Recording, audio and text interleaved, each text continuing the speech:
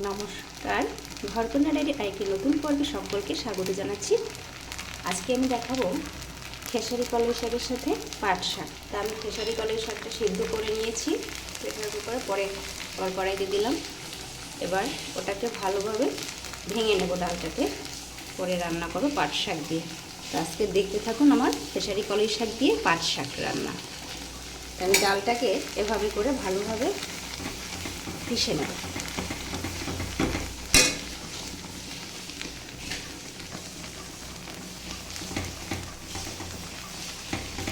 ডালটা কিন্তু খুব ভালোভাবে ভাঙতে হবে। ভাঙাটা করে নিচ্ছি, তারপরে আবার দেখাচ্ছি। দেখুন আমার ডালটা ভালোভাবে ভাঙা হয়ে গেছে, খুব সুন্দরভাবে ভেঙে নিয়েছি ডালটা। এবার জল দিয়ে দেবো, এবার ভালোভাবে নেড়ে দেবো।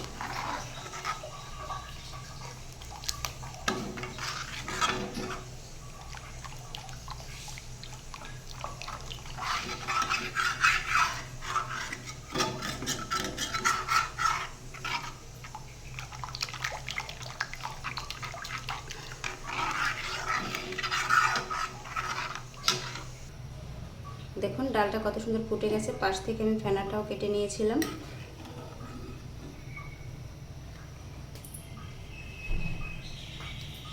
এবারে ডালে দিয়ে দেব লবণ। যেহেতু ডাল সিদ্ধ করার সময় প্রেসার কুকারে লবণ দেওয়া হয়েছিল, ওই পরিমাণ অনুযায়ী আমি লবণ দেবো। এখন পরিমাণ মতো লবণ দিয়ে দিলাম। এবারে দেব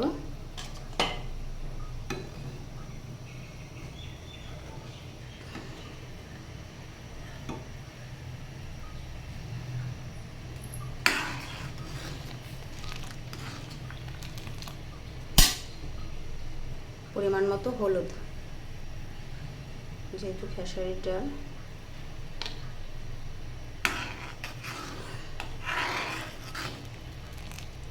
হলুদ দেওয়ার পরে দুটো আস্ত কাঁচা লঙ্কা বা ঝাল আপনারা আপনাদের স্বাদ অনুযায়ী দিবেন।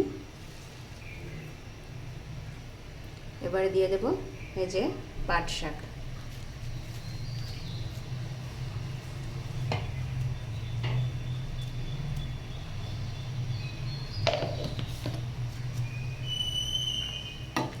এভাবে ডাল দিয়ে পাট শাক দিয়ে রান্না করে খেলে খুব ভালোই লাগে। এবারে আমি এটাকে একটু ঢাকা দিয়ে দেব। এভাবে কিছু সময় হতে থাক। এই যে দেখুন এখানে আমি আদা আর জিরে দিয়ে ফোড়ন করেছি, এটা আমি ডালের ভিতরে ঢেলে দেব।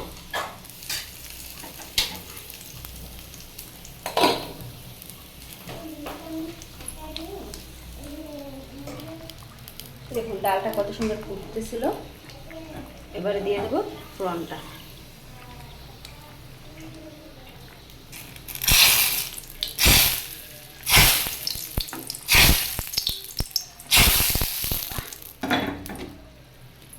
দেখুন আমার ডাল রান্না কিন্তু কমপ্লিট হয়ে গেল।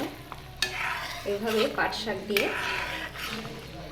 খেসারি কলাই শাক, কলাই ডাল খেতে কিন্তু খুব ভালো লাগে এই গরমে।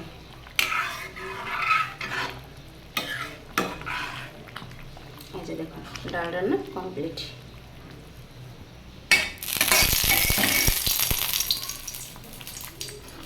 আমার রান্নাটা কেমন লাগলো কমেন্ট করে জানাবেন। ভিডিওটি ভালো লাগলে অবশ্যই লাইক, কমেন্ট, সাবস্ক্রাইব করে দিবেন। আর যারা যারা ভালো কমেন্ট করেন তাদের জন্য শুভ কামনা রইল। সকলে ভালো থাকবেন। আজকে এই পর্যন্তই। নমস্কার।